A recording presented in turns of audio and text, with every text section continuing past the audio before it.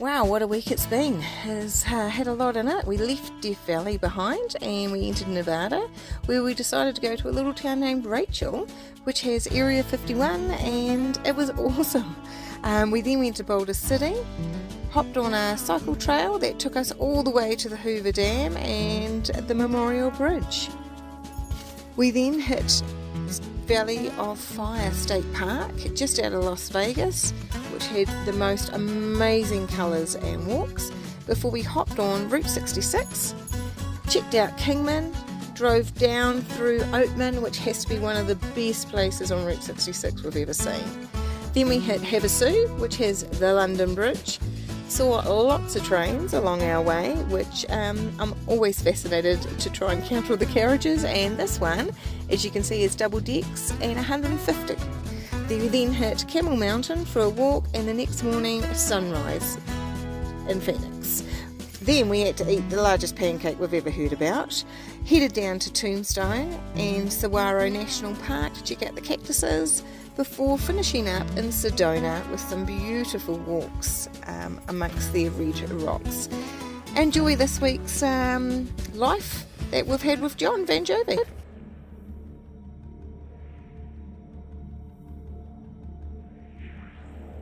Welcome to a little town named Rachel.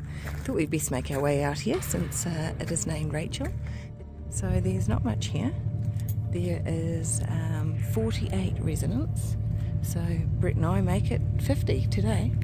There's a pub, but today on a Monday and Tuesdays, they're shut at 3 o'clock, and we've just arrived and it's 4 o'clock. So gutted we are.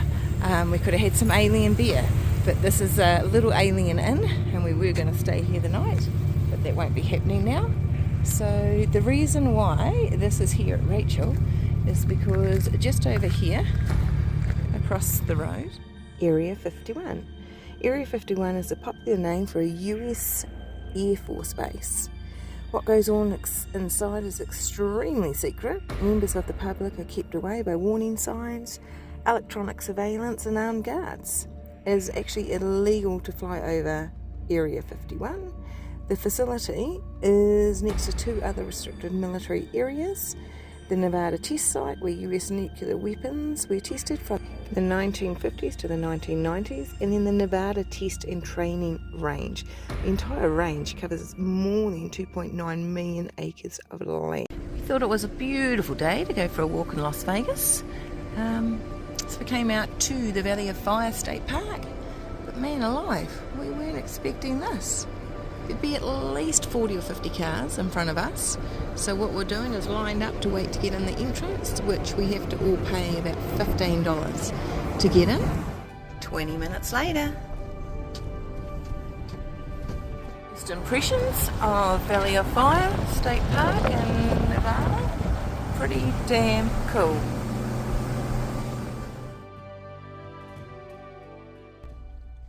So, we're off on a walk. What are we going to do? We're going to do the fire view, the white dome, the pastel canyon, and I think there was one other as well, but all up it's about 5k, 3 miles, and it's about 1 o'clock in the afternoon and about 22 degrees, maybe slightly more. Quite freaky. This trail is actually all really fine sand. Certainly wasn't expecting that at all. 1 minute into the walk and look at the view behind us. Just beautiful. Brett's leading. He seems to think he knows where he's going. I'm not so sure, but we'll give it a go.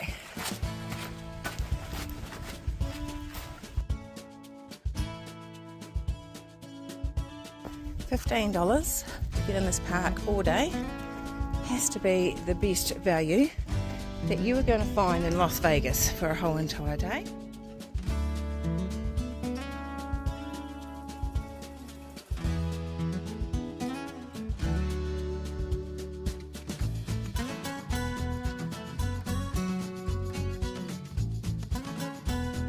Look at that little man down there.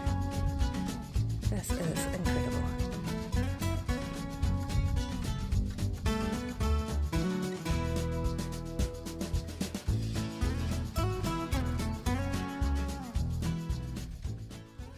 is honestly amazing.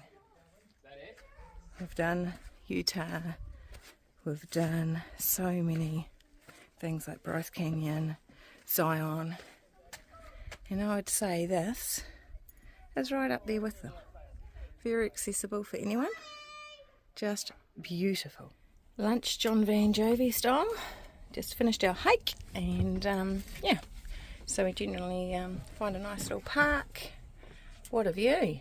Can't beat this really for having lunch. So then we make up our lunch and then we head on to our next walk or whatever we've got planned next. So the van just works perfectly. Another beautiful morning here in Phoenix, and we're off to walk the Camelback Mountain, which is directly in front of us, and the sun has just started to rise, so it should be a beautiful day. 6:30 in the morning, and the car park is absolutely chocker.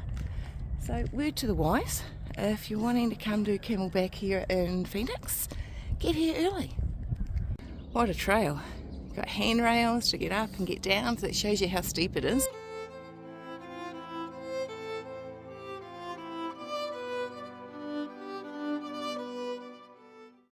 Woohoo! We made it to the top of Camelback Mountain via the Echo Canyon Trail.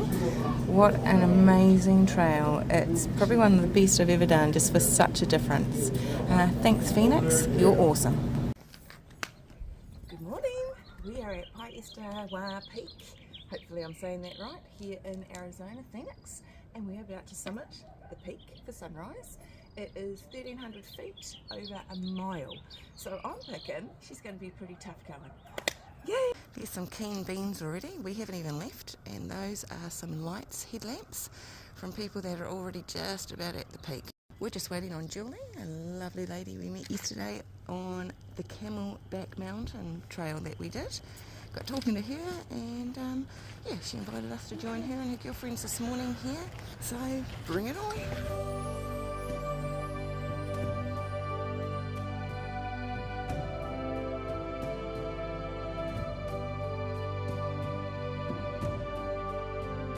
So we're all done, finished.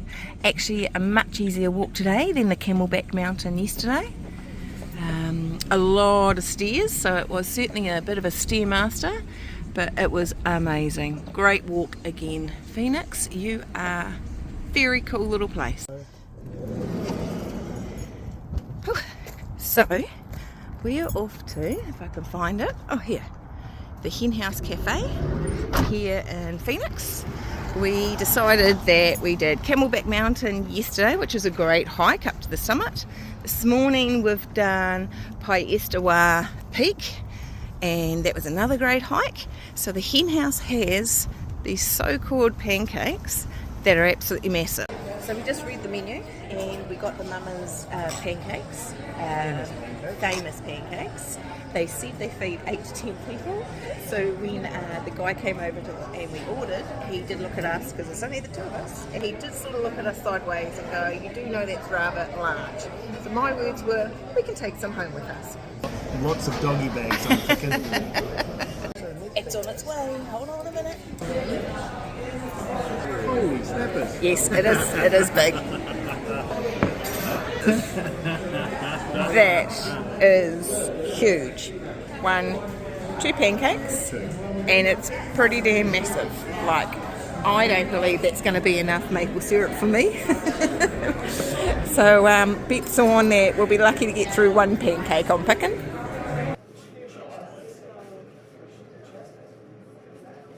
Hen House Cafe is well known for this pancake that feeds 8 to 10. I'll say that again, feeds 8 to 10. Brett and I haven't done a bad job. I ate this piece. And Brett ate the rest of that. Pancake for about next week. Oh man. Now I'm really excited because now we're heading to Tombstone, which will be heaps of fun. And we've got a snack on the way. Snack my ass, look at it. So we just rocked up to get some petrol at the gas station, or gas as they say here in the USA, and I've just popped in our directions to get down to Tombstone. So we made it to Tombstone. Pretty cool. They've left the whole main street, which I think is called Allen Street. They've left in dirt, and just all the old saloons.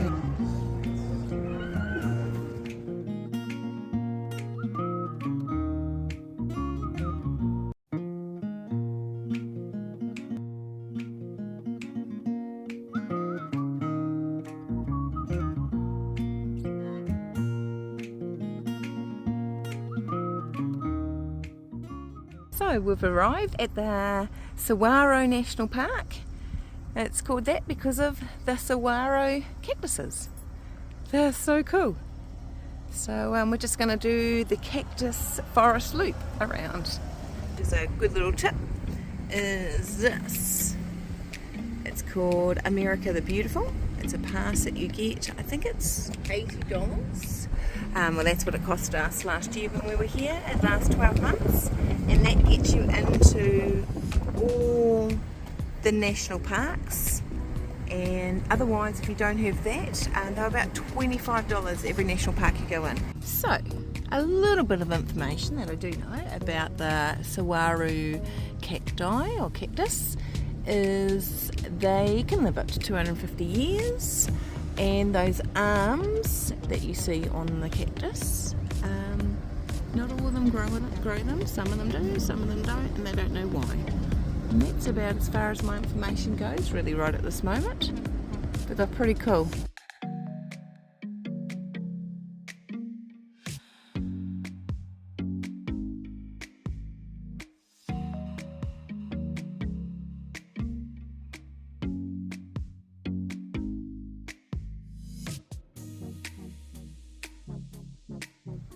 I'm not sure if you'll be able to see. I'll go to another saguaro, but these holes in the saguaro are Mr. Woody Woodpecker. So they live in the saguaros. They make their little home in there, in those little holes that you see, which is quite cool. Not that I've seen a little Woody Woodpecker pop out yet, but that's where they make their homes, in the cacti. What a cool drive around the park. Another little piece of information I've just read is they can grow up to 12 metres, I think it is. So this is one of the many overlooks, but this is very, very cool. So that's a wrap here from Sedona and our week with Phoenix, Tucson, Saguaro National Park, all our walks we did. We've just had a fantastic time here in Arizona. Absolutely loved it. Didn't actually realise we were going to get here, but we like to follow the weather, and the weather was actually cold everywhere, and it was cold in Phoenix for Phoenix people, but for us it was around 20 degrees, which is absolutely fantastic, better than the 30 degrees they usually get this time of the year. So we thought we'd take our chance in the cooler weather to do all the walks and hikes we wanted to do, and it worked out perfectly. So this is actually also where we stayed last night, our little freedom spot. So the way we find where to camp at night time, for free if we can, is an app called iOverlander. It's an app that like-minded people van lifing throughout the states use. When they find a little spot, they write it up, put the GPS in, and then say if they found it quiet, safe, if anyone hassled them, that kind of thing. So it's really, really good. So today we'll actually fill it in and say that this spot here in Sedona was absolutely awesome. So yeah, so now we're just packing up Jon VaN Jovi and we're heading to the south rim of the Grand Canyon. So see you later and catch you from the Grand Canyon.